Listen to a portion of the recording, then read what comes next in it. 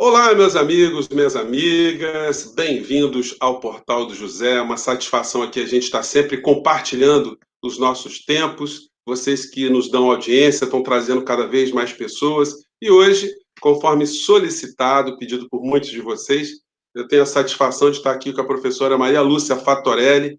Ela é uma especialista nos problemas brasileiros, porque quando a gente fala na dívida brasileira, no orçamento do Brasil, a gente está falando no pilar. A gente está falando no alicerce que sustenta todas as políticas públicas que são necessárias para dar o mínimo de dignidade que o Brasil tem na sua Constituição, tem formalmente, mas não tem materialmente para os cidadãos brasileiros. A nossa democracia ela sofre essa esquizofrenia.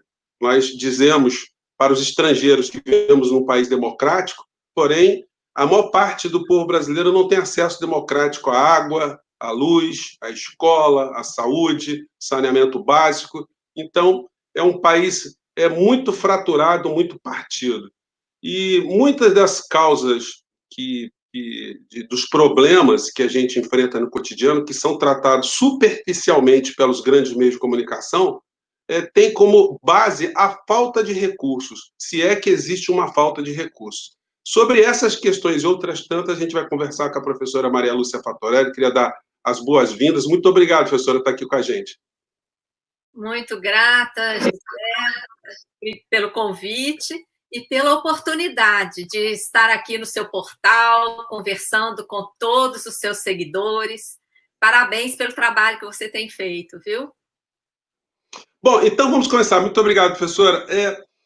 A dívida pública é um problema brasileiro para ser discutido? Por que os grandes meios de comunicação não colocam esse tema em pauta? Quando a gente discute, por exemplo, saúde, é sempre criminalizando o secretário, o governador, e nunca se vai a fundo para descobrir que o orçamento não é suficiente para todas as áreas. E aí fica essa interrogação: cadê o dinheiro? Certo. Olha, José, em tese, a dívida pública deveria ser uma coisa muito boa para o país. Por quê? Por que os países são autorizados a se endividarem? Todos os países são autorizados a acessar endividamento público. Por quê? Porque o país ele tem uma obrigação para com seu povo. Então, se os recursos arrecadados de tributos e de outras receitas não são suficientes, é legítimo que o país acesse endividamento público para ter recurso suficiente para propiciar uma infraestrutura digna para atender as necessidades da população, estrutura de saúde, estrutura de educação e os diversos investimentos. Então, em princípio, era para a dívida viabilizar esses investimentos. Era para esse processo ser um processo discutido com a sociedade, o que nós vamos priorizar, qual é a maior necessidade, quais as condições que nós vamos buscar nesse empréstimo para atender isso ou aquilo. Era para ser isso, tá? Há 20 anos atrás, nós começamos a investigar o processo de endividamento brasileiro. Nós buscamos os documentos chamados documentos primários. Quais são os documentos primários? O contrato, o acordo, aquele documento fonte que originou a dívida. Então, nós fomos buscando essa documentação e o que é que nós descobrimos?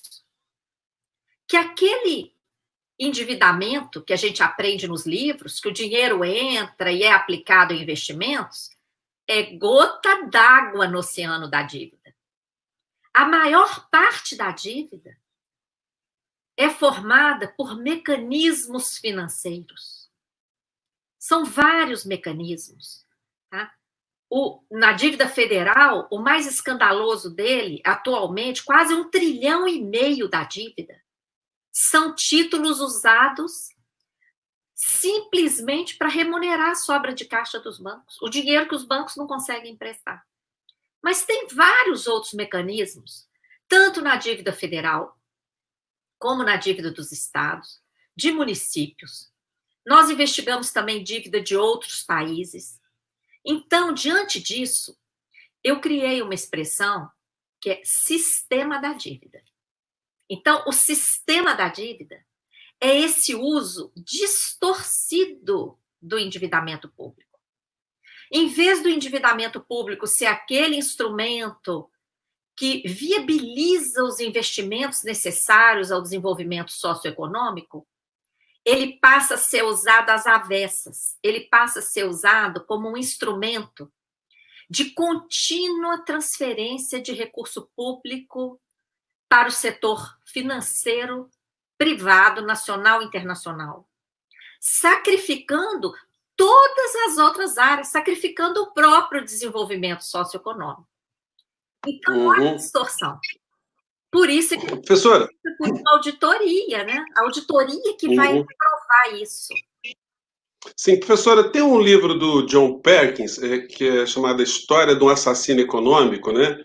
E ele mostra muito para a gente que aquela ideia que a gente tinha de agente da CIA, aquilo é uma coisa fantasiosa, que os agentes que operam para a inteligência norte-americana estão a serviço das grandes corporações, aquilo que ele chama corporatocracia.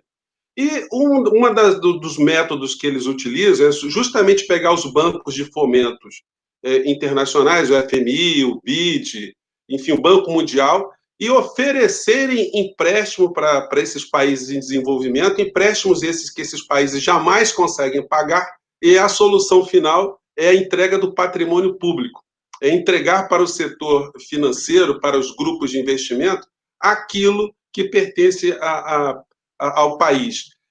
Isso é fato? A sua visão também vai nessa mesma direção? A gente consegue perceber isso? A senhora que operou, trabalhou, ajudou a levantar como é que é a dívida do Equador, a senhora que levantou os dados por lá? Sim, José. Não é nem a minha opinião, é o que os documentos revelam, tá? Os documentos revelam essa atuação do Banco Mundial, aqui no Brasil, principalmente nos estados, nos municípios, através de contratos, não é? O Banco Mundial oferece, na verdade, projetos. Ele vende projetos. E aí, o Estado é que tem que correr atrás de recurso para, por exemplo, projeto em relação à água. Ele vai investigar onde é que estão as fontes, as principais fontes. E eu vou te falar, que coincidência, logo em seguida, as melhores fontes são compradas pela Nestlé, pela Coca-Cola, sabe? É um negócio a ser mais investigado, tá? Essa atuação, ela é uma atuação desses organismos internacionais, FMI, Banco Mundial, muito vinculada também à exigência de uma agenda.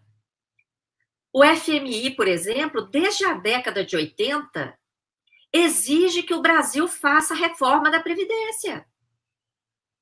Por que ele entra nessa seara? Porque ele é um mero representante dos interesses dos bancos, dos interesses financeiros. E que reforma da Previdência que ele quer? A reforma da Previdência que reduza o gasto com a Previdência ao mínimo. O que quer dizer isso? As pessoas vão perder direitos, vão receber o mínimo para quê? Para sobrar mais dinheiro para transferir para o mercado financeiro. Então, esses organismos, eles são braços do sistema financeiro. Outra coisa que a gente já mapeou é esse poder financeiro no mundo. Ele tem uma cabeça, está no BIS, o Banco Central dos Bancos Centrais, que controla praticamente todos os bancos centrais do mundo, porque os bancos centrais do mundo ou são associados ou são subordinados. Mais de 130 bancos centrais do mundo são subordinados ao BIS. Tá? Inclusive o Banco Central do Brasil. Por isso que essa política monetária suicida. Por quê? O Banco Central do Brasil está a serviço do sistema financeiro e não a serviço da economia brasileira, não é? Então, quando a gente compreende essa estrutura e esse poder que vem de fora, aí a gente entende, porque senão você olha e fala, peraí, mas por que o Banco Central do Brasil está traçando essa política monetária que vai produzir a crise? Essa crise que nós estamos vivendo foi produzida pelo Banco Central desde 2015. Aliás, ela começou a ser produzida em 2013, quando eles tomaram a decisão de subir a taxa de juros, que estava em 7,25%, a taxa chegou a 14,25%, a taxa básica, quando o mundo inteiro já estava com taxa zero negativa. Junto com isso, o Banco Central aumentou as compromissadas, né, que enxugam 1 trilhão na época, agora está quase 1 trilhão. Né? Então, isso aí provocou a crise que nós estamos vivendo, derrubou o PIB lá em 2015, 2016, quebrou milhões de empresas, provocou desemprego, etc. Então, quando a gente olha para isso, fala assim, mas como é que o Banco Central do Brasil está fazendo isso?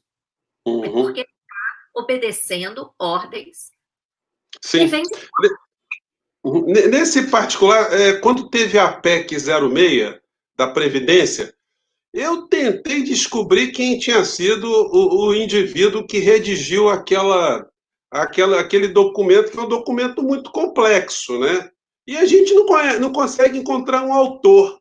A impressão que eu tenho é que esse troço veio por e-mail, eles simplesmente puseram lá mais uma coisinha ou outra, né? E passaram goela abaixo do povo brasileiro. Será que eu estou viajando na maionese ou a nossa equipe econômica, eles eram pessoas absolutamente estudiosas do assunto Previdência e eles elaboraram das suas próprias cabeças esse modelo que foi introduzido no Brasil?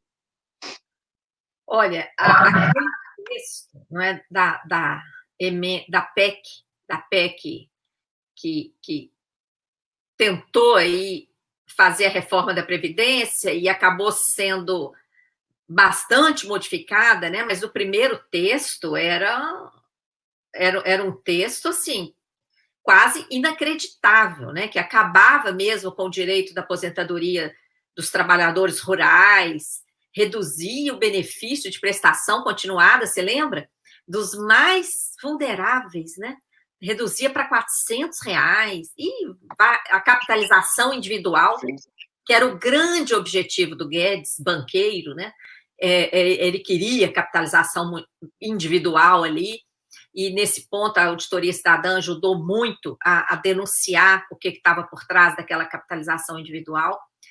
Aquele texto, se você pega propostas de reforma da Previdência em outros países, você vê coisas parecidas. Parecida com a capitalização, parecida com a privatização, né? O aumento da idade. Agora, esse texto que foi apresentado aqui, eu vou te falar, foi um dos mais perversos que eu vi. E isso, eu acho que foi escrito aqui mesmo, José. Porque o que a gente vê? Várias autoridades que se prestam a prestar serviço para a cúpula do sistema financeiro mundial, depois elas ganham cargos praticamente vitalícios lá fora, com milhões de regalias. Por exemplo, vou dar um exemplo concreto. Você se lembra do Pedro Malan? Sim, sim. Por onde andará Pedro Malan? Então, ele ganhou um cargo. Está lá nos Estados Unidos, desde que saiu do governo Fernando Henrique. Porque naqueles 8 anos... Professora, depois que o Von Traub está ganhando cargo em Banco Mundial, eu acredito em qualquer malabarismo econômico, viu? Pois é, então, algumas autoridades veem isso, não é? Por exemplo, o Malan entregou aí, junto com o Fernando Henrique Cardoso, entregou 70% das empresas públicas na época, né? Tem até aquele livro, A Privataria Tucana, que lista, não é? Que foi privatizado naquela época, aumentou a dívida, fez o que fez, né? O Plano Brady. O Plano Brady ressuscitou dívida suspeita de prescrição em Luxemburgo, logo no início, em 1994, né, quando ele era ainda naquela transição, mas o Malan já era o chefe da comissão ali da dívida, tá? Da dívida externa, que cuidou dessa transformação ali do Plano Brady em Luxemburgo. Uhum. O cargo. Então, o que a gente vê? Muita autoridade fazendo coisas absurdas contra o povo brasileiro nessa expectativa de ganhar Sim. cargo, como o Malan ganhou, e outros, né? E vários outros que tiveram esse tipo de regalia. Então, Uhum. a sociedade precisa ser informada em relação a isso, porque o povo tem que descobrir o seu poder, José. Sim. E nesse sentido, o seu canal presta esse serviço, porque muita gente toma conhecimento dos diversos assuntos que você aborda aqui, e é essa consciência que vai gerar uma força social consciente, né, que vai pressionar por mudança, porque não é possível um país rico, riquíssimo, como o Brasil, continuar nessa decadência e perdendo cada vez mais patrimônio, perdendo cada vez mais direitos. Sim. Professor, a gente tem, desde Priscas Eras, né, há 60 anos, a gente tem a discussão das perdas internacionais.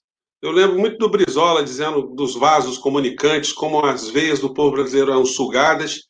E em 1962, João Goulart apresentou um projeto de limitação de remessa de lucros para o estrangeiro. E isso foi uma das causas que fez com que ele tivesse sofrido o golpe, né? Ele ter mexido nessas histórias.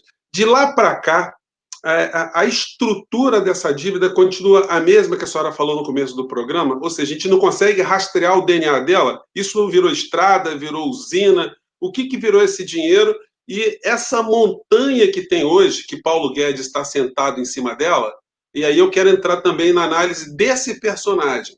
Como é que ele está gerindo essa história toda? Como é que a gente poderia materializar aquilo que era no passado e comparar com aquilo que nós temos hoje? Olha, para explicar aí o que a gente já descobriu da dívida externa, da dívida interna toda, daria, assim, a gente pode marcar uns 10 programas aí para frente, viu, José? Uhum. Eu vou fazer um resumo bem resumido mesmo, porque nós conseguimos, porque houve uma CPI na Câmara dos Deputados em 2009, 2010. Através dessa CPI, nós tivemos acesso a muitos documentos que a gente já vinha tentando obter e não conseguia. Através da CPI, nós tivemos acesso e nós conseguimos, tem análises técnicas na página da Auditoria Cidadã da Dívida, quase 1.000 páginas de análise técnica, respaldada em quase 50.000 páginas de documentos. Então, por aí vocês veem o tamanho, a extensão da pesquisa, né? Esse levantamento revelou que aquela dívida externa, que iniciou como dívida externa, o ciclo atual, ele vem da década de 70 para cá. Então, aquela dívida que existia antigamente, desde a época da nossa independência, que o Brasil herdou uma dívida de Portugal, aquela dívida foi praticamente equacionada por Getúlio Vargas. O que restou foi uma dívida relativamente pequena, porém, apesar de pequena, era uma dívida externa, em dólar, e volta e meia os organismos internacionais vinham aqui pressionar. Não é? Em vários registros, inclusive esses que você falou. Tá? O Brizola, ele sempre falava dessa questão externa, E, inclusive, ele assistiu na Câmara dos Deputados, em março de 2002, um evento do qual nós participamos. E ele me chamou e falou, olha, eu fiquei muito feliz de saber que tem alguém investigando a dívida brasileira. Você aceita uma sugestão? E aquilo foi motivo de honra imensa, né? Ele prestar atenção naquela nossa apresentação lá no auditório Nereu Ramos, da Câmara dos Deputados. Sim. O reparo que ele fez na apresentação que eu tinha feito naquele dia foi o seguinte, ele falou assim, tem um momento da sua apresentação que você diz que a dívida é um dos maiores problemas do Brasil. Eu quero te pedir para você corrigir, porque a dívida é o maior problema do Brasil. Não é um dos maiores, não. É o maior. E aí ele explicou uma série de coisas e, desde então, toda vez que eu estou fazendo alguma apresentação e que eu vou falar que a dívida é o maior problema do Brasil, eu me lembro dele. E ele realmente tinha esse conhecimento, e ele estava certo. Tá? Essa dívida agora que nós temos, esse ciclo, ele se agrava em plena ditadura militar, principalmente a partir de 1970, por causa principalmente do aumento das taxas de juros. Aquele processo de que o John Perkins confessa no livro dele, Confissões de um Assassino Econômico, né? Que é como se ele estivesse num confessionário, porque ele se auto-intitula assassino econômico, sim, né? Sim. É muito interessante o depoimento dele, porque é uma pessoa que era do mercado. Ele era um dos atores ali, um dos agentes. E ele confessa como que a coisa se processava. E aquele modus operandi que ele confessa ali, ele atuou muito, inclusive, no Equador, é o mesmo modus operandi que se repetia nos diversos países. Então, ele coloca ali. Vinham os agentes ofertar empréstimos muitas vezes maior do que o governante precisava no momento para algum investimento, instigando ali, inclusive, atos corruptos, né? Porque você tem uma dimensão ali de uma obra, e ele fala, como ele fala lá no livro, você quer só isso? Pegue 20 vezes mais, você vai ficar famoso, eternizado na história. E assim, eles empurravam, seduziam os gestores a pegar empréstimo, oferecendo taxa de juro baixinha e oferecendo prazo de carência, de tal forma que aquele gestor que recebia o dinheiro não tinha que pagar nada. O outro, o sucessor, é que iria começar a pagar, não é? E depois que eles fizeram isso, que eles empurraram muitos empréstimos, o que eles fizeram? Multiplicaram a taxa de juros, que estava lá baixa, 4%, 5% no máximo ao ano. Essas taxas eram vinculadas à variação da Prime, taxa internacional ditada pelo Banco Central Americano, Fed, que é privado, controlado pelos maiores bancos privados norte-americanos, e a LIBOR, que é ditada pelos maiores bancos ali da Associação de Bancos de Londres, tudo privado. Esses bancos, então, depois que eles seduziram os países a pegar empréstimos, assim, muito superiores ao que eles precisavam, eles começaram a aumentar a taxa de forma galopante, de tal maneira que essa taxa saiu de 4%, 5% para mais de 20%. E foi isso que levou os países à crise da dívida. A crise da dívida abriu espaço para o FMI passar a ditar a política econômica dos países. O FMI exigiu que todas aquelas dívidas públicas e privadas fossem transferidas a cargo do Banco Central. Olha o papel do Banco Central aí, a responsabilidade do Banco Central, desde o início, nessas crises. O Banco Central assumiu essa responsabilidade. Em contratos assinados em Nova York, segundo as leis de Nova York, abrindo mão da nossa soberania, da nossa Constituição, um verdadeiro absurdo.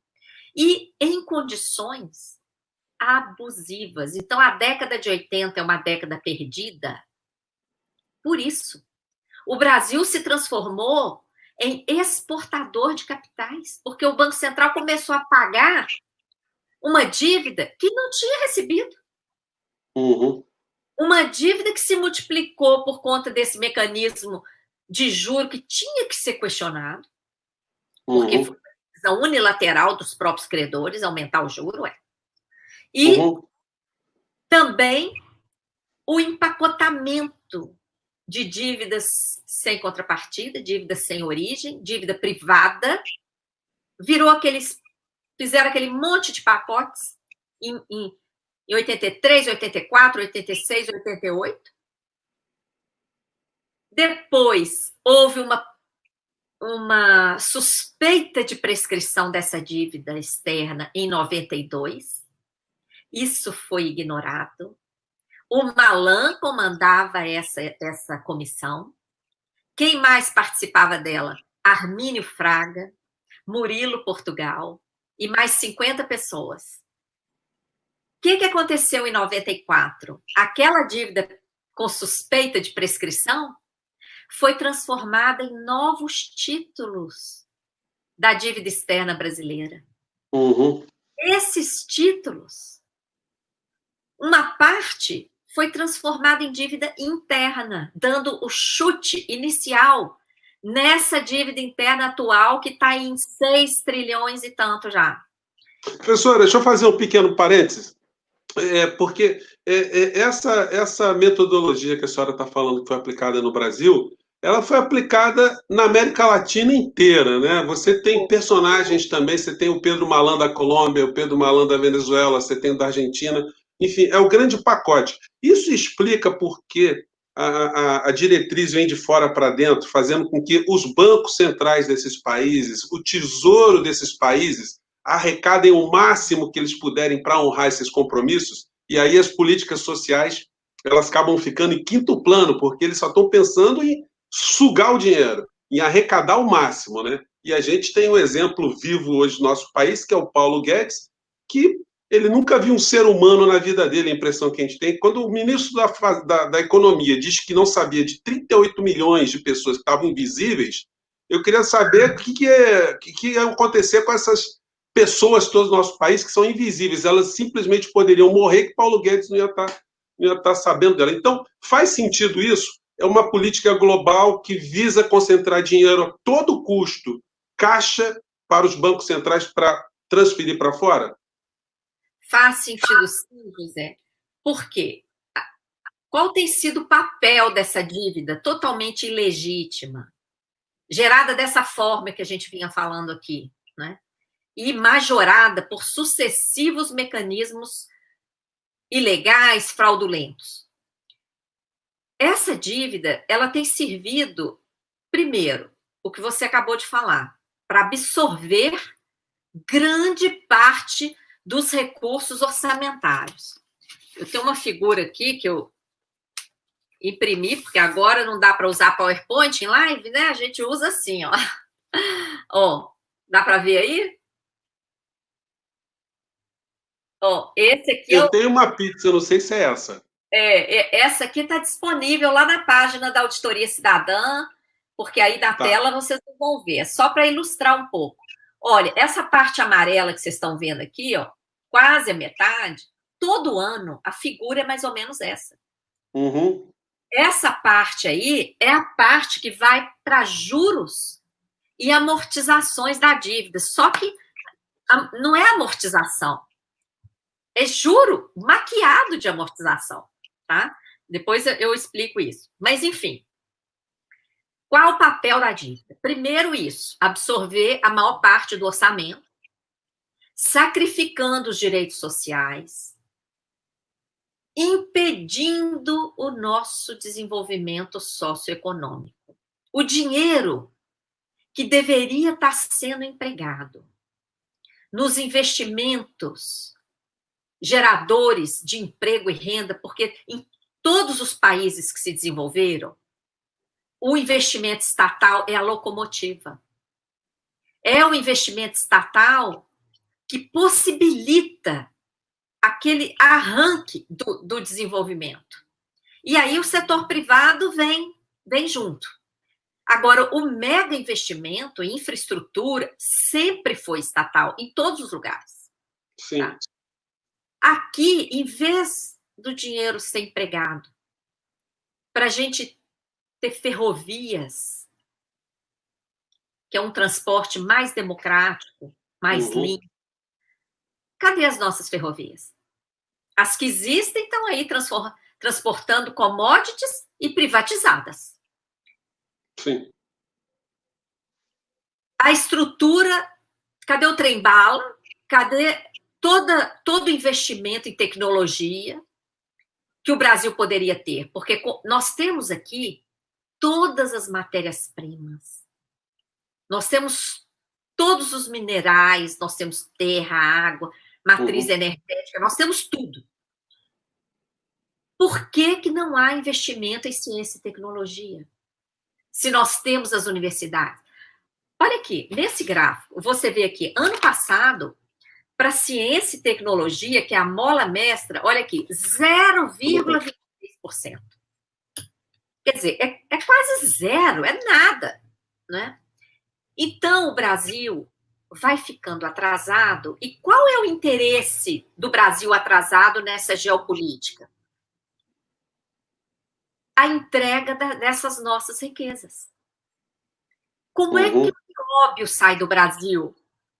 Ele sai daqui, a gente recebe um royalty quase zero. O ouro, idem. As pedras preciosas, idem. Todos os minerais, a gente só fica com dano ambiental. Por que isso acontece? Porque não há um investimento para que nós mesmos, cuidemos dessas riquezas de uma forma respeitosa para com a natureza, porque quando é o setor privado, principalmente esse setor privado internacional ligado a banco, como é o caso, não é, da maioria das mineradoras, inclusive o nióbio em Minas Gerais é explorado pelo Itaú. O que acontece? Eles querem lucro. Eles não estão nem aí se vai contaminar como as águas de Araxá, as antigas águas curativas de Araxá, agora estão lá contaminadas de bário, por causa da contaminação da exploração do nióbio. Professora, desculpa interromper às vezes, mas a dinâmica nossa aqui acaba ficando assim mesmo. Tem muitas perguntas, muitas questões aqui que a gente queria levantar.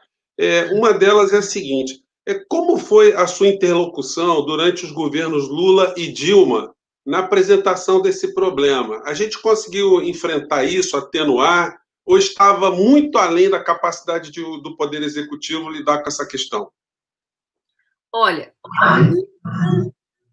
nunca esteve além da possibilidade de enfrentar essa questão. O governo que quiser vai enfrentar. Como o Rafael Correa no Equador enfrentou. Sim. Tá? A postura da auditoria cidadã, desde o início, foi sempre a mesma. Nós começamos a atuar logo depois do plebiscito, lá no ano 2000, estamos completando 20 anos esse ano. E tanto no governo Lula como no governo Dilma, nós pressionamos da mesma forma. Tanto é que a CPI da dívida, 2009, 2010, CPI que aconteceu na Câmara dos Deputados, foi durante o governo Lula. E foi logo após a auditoria do Equador. A auditoria do Equador foi 2007, 2008. O que o Rafael Correa fez? Agarrou aquele relatório de auditoria e tomou a si um ato soberano e conseguiu anular 70% da sua dívida externa em títulos, aliviando recursos que foram investidos lá no desenvolvimento socioeconômico. Aqui, as análises técnicas que eu te falei, que estão lá na página da auditoria e tudo mais, contém mais informações do que os nossos relatórios lá do Equador. O governo poderia ter feito o que o Rafael Correa fez. Faltou vontade política. Perdemos uma oportunidade. Ainda mais que estava naquela onda que o Equador tinha feito isso. Olha, se o Brasil tivesse feito isso, se o Brasil tivesse enfrentado o mercado ali, o Brasil, estava todo mundo de olho, os países africanos estavam de olho no Brasil, os asiáticos, os outros todos da América Latina estavam de olho no Brasil, e o Brasil não fez. Então, foi uma oportunidade perdida, assim, daquelas que demoram para voltar, não é? Sim, e tem uma questão. Tem outras duas questões aí dentro desse papo ainda, desse ambiente. O Lula, ele passou como um estadista que quitou a dívida externa. Os críticos dizem que isso aí foi apenas uma questão de marketing, que no dinheiro mesmo a gente acabou se enrolando mais ainda. E a outra questão que eu quero te colocar já no pacote, para não te interromper novamente, os seus críticos, eles dizem que essa pizza que a gente sempre vê, que esse dinheiro que é reservado para pagamento de dívida, de juros, de fato ele não existe. Isso aí é uma maquiagem, é um salamaleque, é um chinesinho rodando pratinho. Como é que a gente resolve essas duas questões? Ok. Bom, primeiro, em relação ao pagamento que Lula fez, em 2005, ele pagou 15 bilhões e meio de dólares ao FMI. Ele não pagou a dívida externa toda, não. É porque a maioria das pessoas acha que dívida externa é dívida com a FMI, por causa das manifestações históricas, né? Fora FMI, aquela coisa toda. Não é assim, gente. Dívida externa, tem vários tipos de dívida externa. Tem a dívida externa multilateral, que é com a FMI, com o Banco Mundial, CAF, outros organismos multilaterais. Tem a dívida externa bilateral, que é de país a país. Tem a dívida externa junto a bancos privados internacionais, que é a dívida em títulos, que é aquela que eu estava contando, que foi transferida para as costas do Banco Central. É dívida externa junto a bancos privados internacionais. Então, tem todos esses tipos de dívida externa. A dívida externa que o Lula pagou foi com um dos organismos internacionais. Foi a dívida com o FMI, de 15,5 bilhões de dólares, lá em 2005. Aquilo ali representava menos de 2% de toda a dívida pública da época. Menos de 2%. E como é que ele pagou para o FMI? Emitiu título da dívida interna. Da dívida emitida pelo Tesouro, em reais. E por que o FMI quis isso? Porque naquela época o dólar estava despencando por uma atitude do próprio Banco Central americano e do governo americano de baratear o dólar para atrair investimentos para os Estados Unidos. Então, o dólar, que tinha estado a R$ 4,00, vinha despencando. Já estava em 2,7 mais ou menos quando o Lula pagou. Mas todo mundo sabia que ia continuar caindo. Como caiu? Você se lembra? O dólar chegou a 1,50 em 2007, quando venceria o pagamento ao FMI. Ele pagou antecipado em 2005. Então, primeiro, ele trocou uma moeda que estava caindo pelo real, que estava valorizando. Segundo, a taxa de juro daquele empréstimo com a FMI era apenas 4% ao ano. O título da dívida interna, na época, era 19% ao ano. Ele trocou a dívida que custava 4 por uma que custou 19. E, por último, Muita gente poderia dizer, mas ficar livre do FMI é bom, porque o FMI interfere na política econômica. Pois é, isso seria bom. Só que o Palocci, que era o ministro da Fazenda na época, publicou uma carta na página do Ministério da Fazenda dizendo que aquele pagamento ao FMI não significava o rompimento daquela subserviência ali ao artigo, se eu não me engano, era artigo 4º do Estatuto do Fundo, que era justamente permitir que o fundo continuasse vindo ao Brasil com as suas comissões, pedindo todos os dados como eles pedem, tá? Isso aí continuou podendo ser feito. Então, só mais uma interrupção, por favor, professora. É porque eu já publiquei no portal do José alguns relatórios do FMI que são difíceis de encontrar. A gente tem que cavucar, enfim. E quando a gente pega os relatórios, sempre são feitos no mês de maio. Eu não sei se eles já publicaram desse ano de 2020, talvez não, porque está na coisa da Covid, mas, enfim, eu não pesquisei isso ainda. Mas eu vi 2017, 2018, 2019... A gente pega o relatório, é o discurso do Paulo Guedes sem tirar nem pôr. As recomendações do Fundo Monetário Internacional estão sendo praticadas aqui. O Guedes tira uma onda, conta um monte de frases de efeito, engabela um monte de gente acha ele super inteligente, eu acho ele esperto.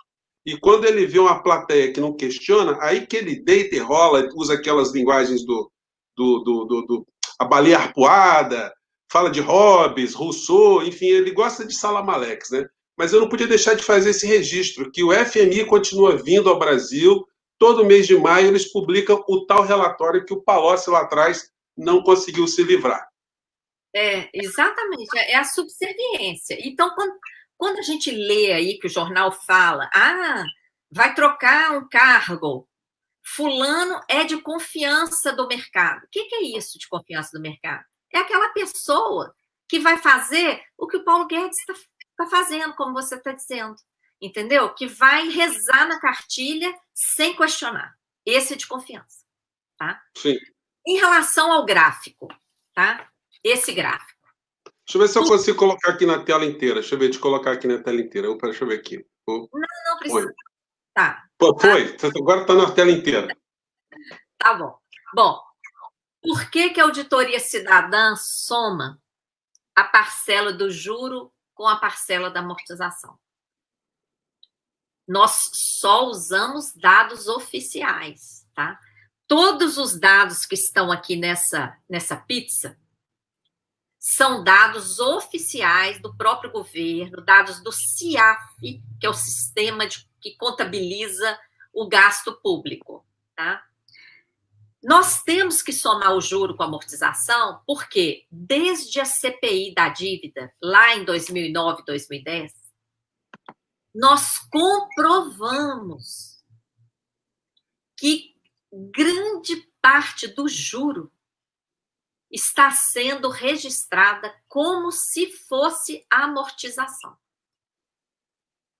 Eu vou mandar uma tabela para você, José, para você colocar no seu portal, que tem, durante 12 anos seguidos, o valor em reais dos juros pagos ano a ano, que é o valor que está lá no CIAF, e a outra coluna é a coluna das amortizações informadas lá no CIAF, ano a ano. Tem ano lá que o volume de amortizações ultrapassou 900 bilhões de reais. Eu te pergunto, José, quando a gente amortiza uma dívida, o que tem que acontecer com o estoque? Cair, né? Tem que cair. Você vai ver essa tabela, você pode checar as fontes, só dados oficiais. Teve ano que a amortização foi 900 bilhões, teve ano que foi 600, 700, por aí, todo ano. Quer dizer, é dinheiro mesmo, não é espírito, né? Não é ectoplasma, é dinheiro do povo brasileiro. Então, se a gente tivesse amortizado isso tudo, o estoque da dívida iria cair. Em todos os anos, o estoque da dívida continuou subindo. Então, o que nós descobrimos? Você sabe o que eles fazem? Vou fazer uma outra representação aqui com os papeizinhos aqui, ó. Olha só. Tá, deixa eu te colocar de novo aqui. Ó, vou fazer assim porque fica mais fácil para as pessoas visualizarem. Vamos supor, pessoal, que o estoque da dívida tá aqui, ó. Tá essa torre aqui é o estoque da dívida. E que em determinado ano, tá? Os juros desse estoque deu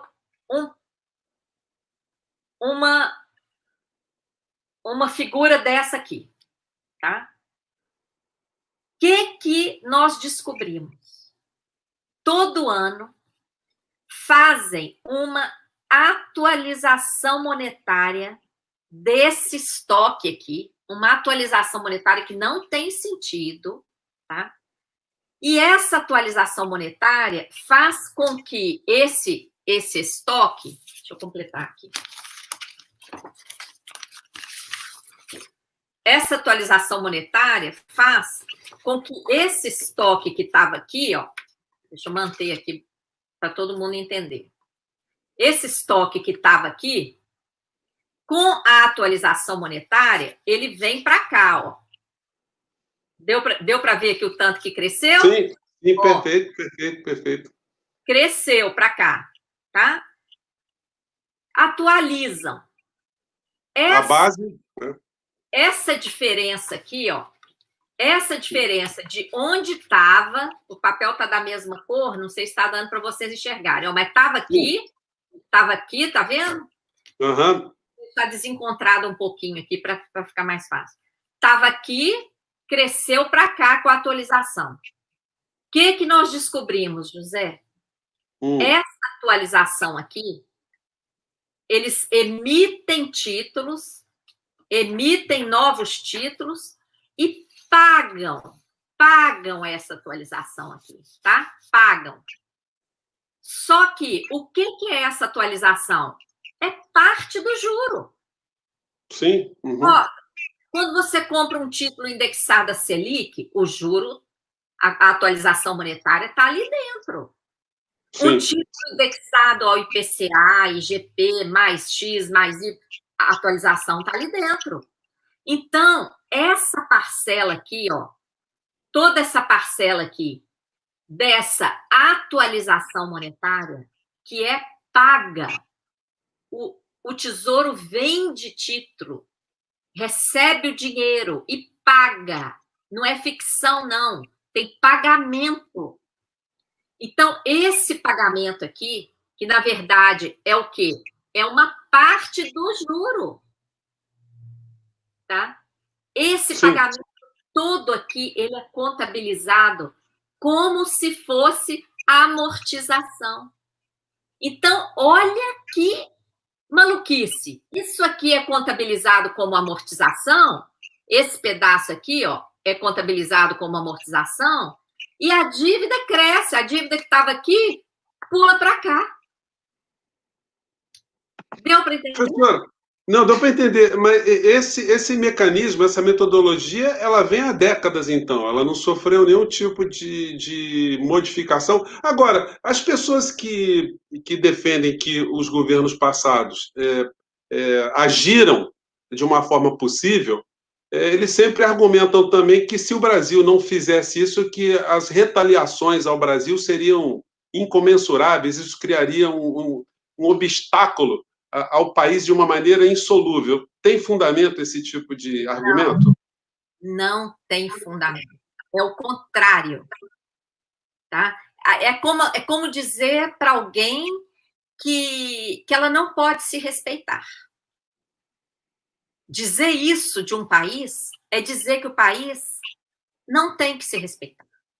Que o país tem que fazer a vontade do mercado. É o contrário. Uhum. O país tem que se respeitar e para que os investimentos que aconteçam aqui parem de acontecer de forma especulativa, abusiva, gerando lucros gigantes para o sistema financeiro, ao mesmo tempo em que trava o nosso desenvolvimento socioeconômico. Olha o que está acontecendo agora. Olha as empresas. Você mesmo já foi um empresário. Sim. E qual é a chance de um empreendedor acessar empréstimo barato e ter incentivo para criar um negócio, gerar emprego, gerar produto e renda no país? Deixa eu te dar um depoimento, professor. Deixa eu te dar um depoimento. Eu tenho um bar há 14 anos, eu não fechei completamente, ele está hibernando. Eu demiti todos os funcionários, tive um trabalho danado para pagar a rapaziada, tentei pegar... Porque teve uma coisa malévola no meio da história, que é o seguinte, o artigo 502 da CLT, ela me facultava, como empregador, eu usar o argumento da força maior para poder fechar a empresa e pagar menos multas aos empregados. Só que se eu usasse esse argumento, eles não teriam acesso ao fundo de garantia e nem o seguro-desemprego, o que é uma maldade desgraçada. Então eu tive que demitir os funcionários como se nada tivesse acontecendo para eles poderem entrar no seguro-desemprego e poderem também sacar o fundo de garantia. Essa é uma questão malévola. A segunda que eu entreguei para Deus mesmo, chutei o balde, eu fui tentar pegar um empréstimo na Caixa Econômica Federal para ver se ainda tinha condição da gente suportar por aparelhos até o quadro melhorar, né? Se é que ele poderia melhorar. E eu fui tentar pegar R$120 mil na Caixa Econômica Federal. O gerente me informou que eu tinha que fazer investimento de R$120 mil na Caixa Econômica. Eu falei, mas se eu estou precisando de 120, como é que eu vou ter 120 aplicado? Não, a gente te empresta 240. Aí o senhor pega 120, deixa 120 aqui no banco, só que eu ia pagar juros de 3,75 sobre os 240.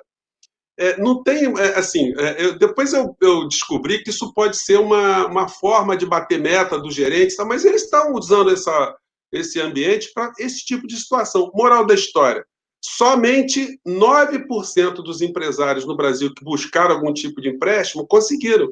E agora o Paulo Guedes está tentando fazer esses salamalecos para a torcida, que vai jogar dinheiro para o mercado, então, só que a maior parte já quebrou, a maior parte já está ferrada. A gente vai ter que ter um grande projeto aqui no Brasil para poder ajudar os empreendedores, porque o que está se avizinhando aí mais para frente é uma crise sem precedentes. Quando acabar o dinheiro dessa galera do seguro-desemprego e acabar essa grana que o governo está dando, essa miséria para as pessoas que estão nessa situação, a gente vai ter uma situação aqui absolutamente terrível, e a gente não vê nenhum tipo de planejamento da equipe econômica para cuidar desse assunto. Eu fico até pensando o seguinte, olha, se o Brasil tivesse em guerra, né, e a gente tivesse a competência do ministro da Saúde para lidar com a situação, estaríamos todos mortos, porque eles ali, para combater o vírus, são zero à esquerda. Na questão da economia, Paulo Guedes não sabia que tinha 38 milhões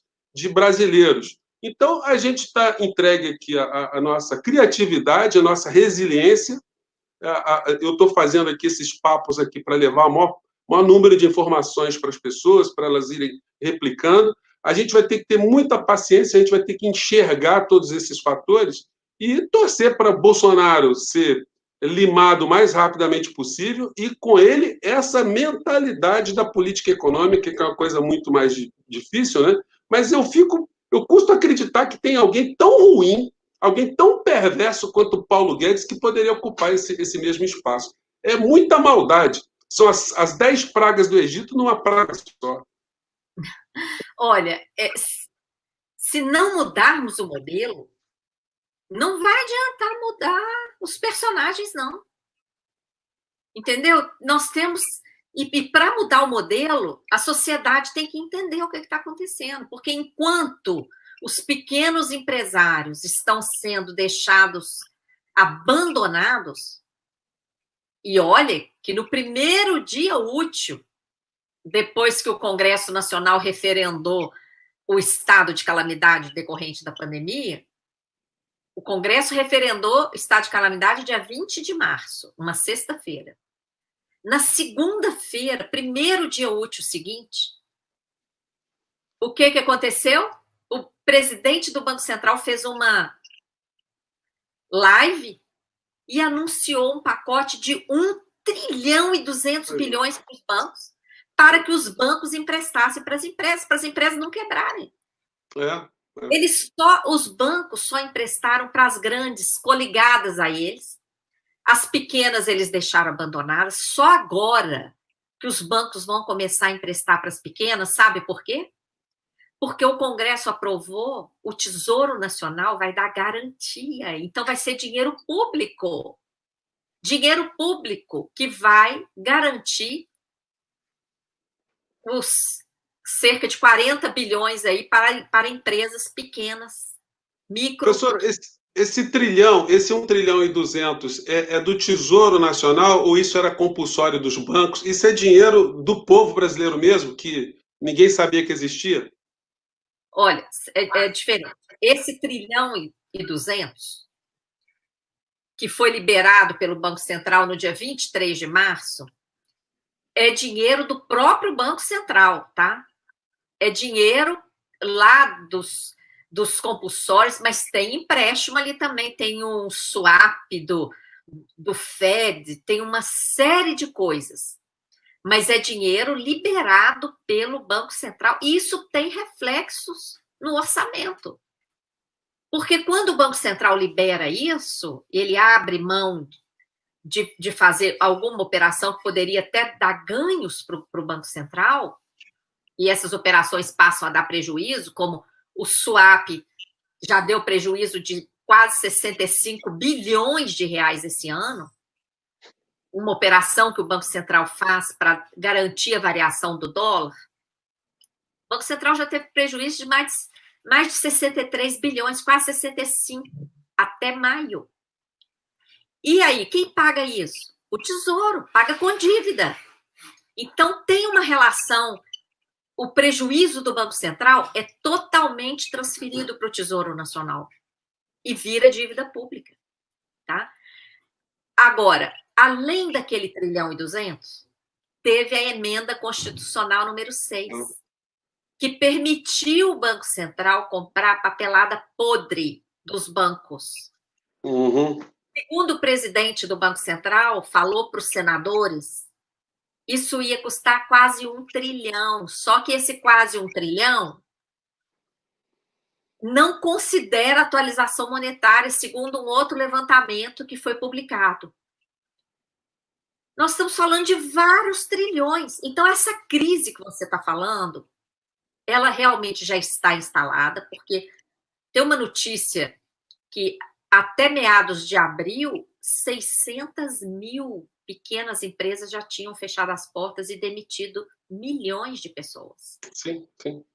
Agora... Só eu demiti 14 de uma vez só. Eu já vinha demitindo, porque quando chegou o Covid, a economia já estava em frangalhos. Já estava todo mundo se arrastando, todo mundo já sem capital de giro. O empresariado, de uma maneira geral, o pequeno empresário, ele não é politizado. Ele é uma pessoa que tem um comportamento, assim, sem querer colocar de uma forma pejorativa, um comportamento venal. Se o governo está possibilitando que ele tenha lucro, é o melhor governo do mundo, não importa outras coisas. Se o governo prejudica o negócio dele, é o pior governo do mundo.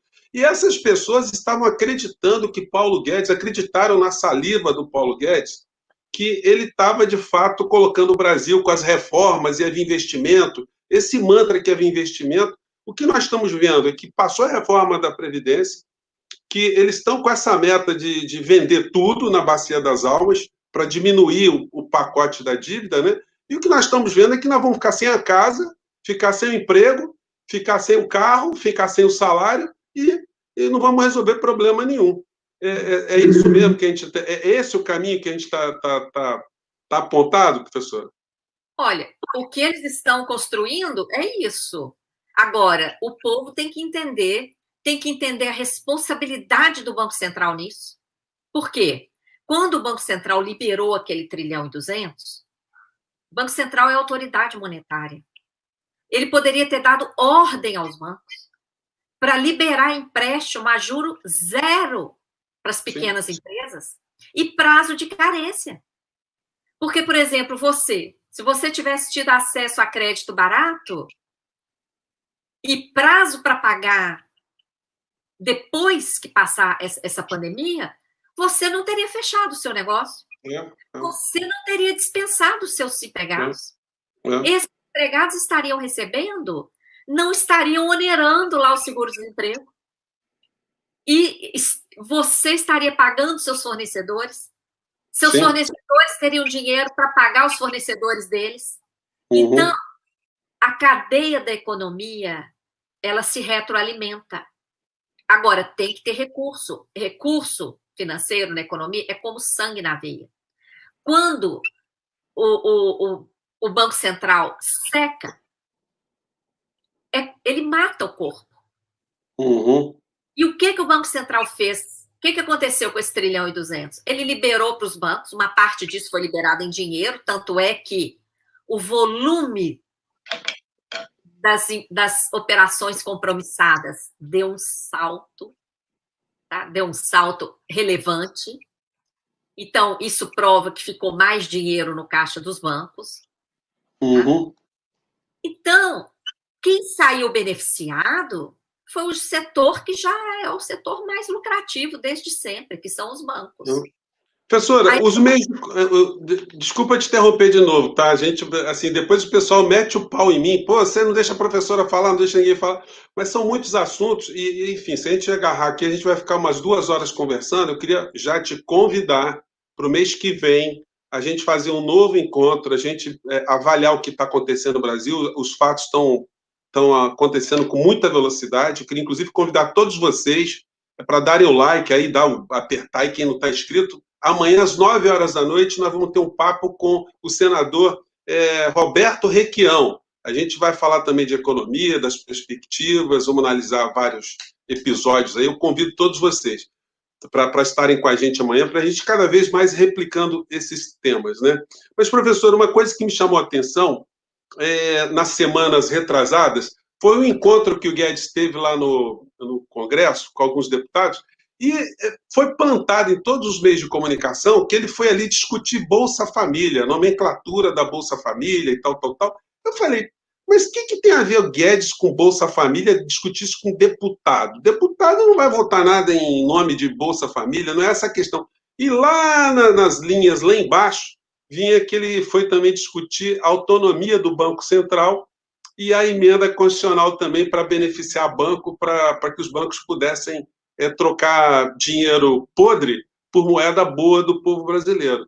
Os meios de comunicação, eles estão também entrelaçados no meio dessa trama toda, eles têm envolvimentos com os grupos de investimentos, eles estão, de fato, também colaborando para que o povo brasileiro não tome conhecimento de absolutamente nada disso, até porque é o seguinte, eu não entendo por que a professora Maria Lúcia Fatorelli nunca é chamada para nenhum programa desses da Globo News, programa de discutir debates econômicos, porque a gente vê debates estéreis de pessoas que falam sim, o sim senhor, o sim senhor do sim senhor, e não tem ninguém levantando essas questões que a senhora está colocando aqui.